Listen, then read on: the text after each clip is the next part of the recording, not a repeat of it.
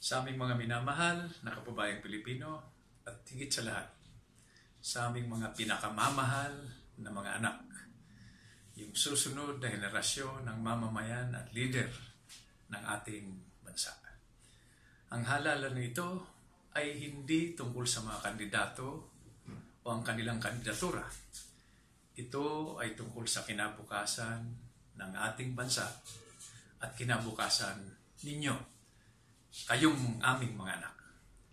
Kaya pagtulungan natin, bantayan at siguruhin na tayo ay makapagdaos ng isang maayos, malinis, mapayapa at kapani-paniwala na halalan. Dahil dito nakasalalay ang kinabukasan ng ating bansa at ang kinabukasan ng ating mga anak.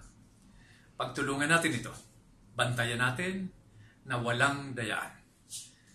At higit sa lahat, patuloy tayong magsikap, magtrabaho at magdasal para matapos ang darating na halalan sa Lunes. Magkaroon tayo ng pagkakaisa, pambansang pagkakaisa, pangmatagalan na kapayapaan, at ang siguradong kasunod dito na kaunlaran na matagal na nating pinangarap. Mula pa noong EDSA 1986 People Power Revolution.